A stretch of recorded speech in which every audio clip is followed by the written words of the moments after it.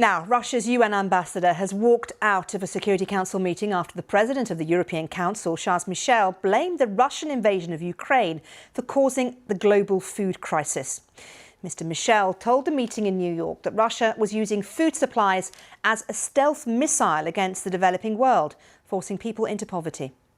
The dramatic consequences of Russia's war are spilling over across the globe, and this is driving up food prices, pushing people into poverty and destabilizing entire regions. And Russia is solely responsible for this food crisis, Russia alone, despite the Kremlin's campaign of lies and disinformation. And it is Russian tanks, Russian bombs and mines that are preventing Ukraine from planting and harvesting. The Kremlin is also targeting grain storages and stealing grain in Ukraine while shifting the blame on others. This is cowardly, this is propaganda, pure and simple propaganda. Well, the Russian envoy Vasily Nebenzia has accused Mr. Michel of spreading lies. Well, the British Ministry of Defence has issued its latest intelligence information on Ukraine, saying over the weekend Ukrainian forces have recaptured parts of Severodonetsk, although Russian forces likely continue to occupy eastern districts.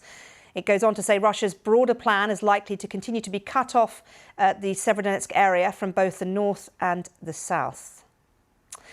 Well, let's cross live to our correspondent Joe Inwood, who is in Kyiv, and we've read that UK intelligence information. And I mean, pretty much we know what's happening in the east of the country, and there's still a push from the Russians, isn't there? Yeah, absolutely. So this city, Severodonetsk, we've talked about so much over the last days and weeks. This is still the main focus of their attack. What isn't entirely clear is exactly what is going on in the city. Mobile networks are cut off. It's very hard to get reliable information. We have to rely on what both sides are saying. And maybe unsurprisingly, they both give rather conflicting pictures.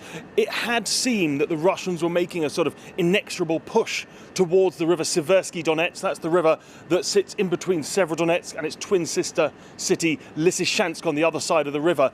But then over the weekend, the Ukrainians said they were making a counter-offensive and that they'd taken back half the city, as the British Ministry of Defence briefing was referring to there. But then yesterday, President Zelensky says the situation is very tough. They are outnumbered there. So it's a confused picture, but it does seem that the Russians are making some advances using heavy artillery, but both sides taking heavy losses in the process.